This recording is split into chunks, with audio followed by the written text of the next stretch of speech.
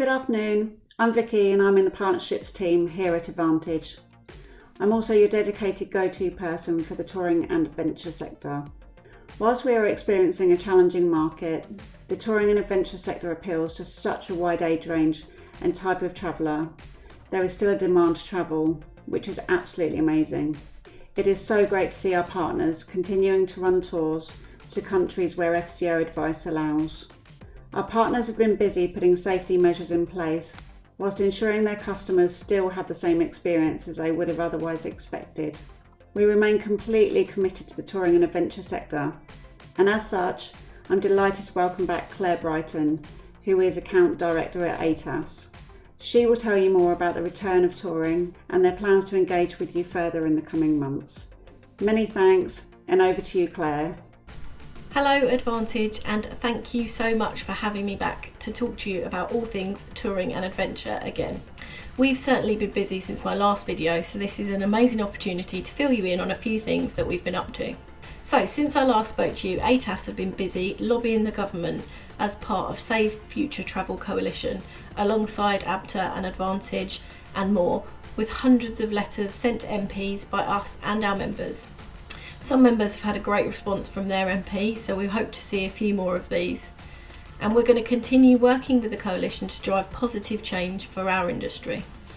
Alongside this, we've been concentrating on how we bring a return to touring and adventure holidays. And I'm delighted to say that we have already seen some of our members operate tours very successfully. Some queries that people were concerned about were things like, could guests still immerse themselves in local culture? Could they visit attractions? Could they eat in local restaurants? Things like that. And the answer is yes, they can. ATAS have featured all these returns to touring extensively on our Facebook page, with people like Intrepid operating in Greece, Newmarket in Scotland and Northern Ireland, and Explore with a walking tour in Italy. We've included pictures and videos from the tours, so feel free to share these with your customers or on your own social media. All the tours operated successfully and gave our members the opportunity to test their extensive health and safety measures that have been put in place. Guests on the tours were actually so satisfied that many of them have booked again, which is amazing news. ATAS members have spent time working together to provide reassurance to agents and travellers on an enhanced health and safety measures. And they've collaborated to agree common protocols in order for us to see this gradual return to touring. We will shortly issue a fact sheet for agents, making clear what these measures are and how they can be used to reassure customers interested in booking a touring or adventure holiday. These increased measures include things like the role of the tour leader developing. So, tour leaders have always been a crucial part of a touring and adventure holiday, and always given guests assistance during the trip, along with unrivaled knowledge of a destination. But now, tour leaders have received extensive new training in hygiene and social distancing procedures, and they're going to monitor their guests, those staff that come into contact with the guests. They're going to ensure that hotels, attractions, restaurants, all those kind of things are all operating at the highest of standards. And if they're not, they will be reporting them back to head office. The tour leaders will be backed up by operation teams, guest support teams, and local offices, all working tirelessly to ensure that the guests' health and safety is of top priority. The vehicles that are going to be used on the trips will be sanitised. Hygiene standards will be in accordance with the WHO guidance and local regulations. Drivers are being trained on protocols and will be cleaning all surfaces like handles and tables. Hand sanitizer will be available all times for guests, and social distancing measures will be made possible by reducing group sizes where it's required.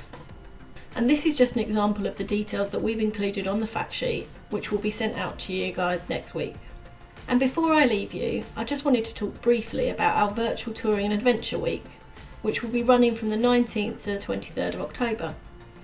This week will include some great speakers, panel sessions, webinars and some networking. And one of those sessions even includes Advantage's very own Head of Marketing, David Forder. The event has a theme of Rebuild, Refresh, Renew, and hopefully that reflects the need for us to rebuild both our sector and the wider industry. along with rebuilding individual businesses, refreshing knowledge and refreshing yourselves, because I think we all need it, because we're going to have some social events, and you can also renew your love for touring and adventure. Registration for the event is free to agents, and daily content will be around 2 hours with additional training and webinars that you can register for, as well as some social sessions that I mentioned, which we will be announcing shortly. And if you can't watch it in the morning, all the sessions will be viewable after they've aired to fit around your schedules, as I know how busy you all are. I'm going to send all the information across to Advantage so you can get yourselves registered. But as always, if you need anything ATAS related, please don't hesitate to contact me. My email address is claire.brighton@touringandadventure.com. So once again, thank you so much for having me back for a second video. You never know, I might get invited for a third. Bye for now everyone, and thank you.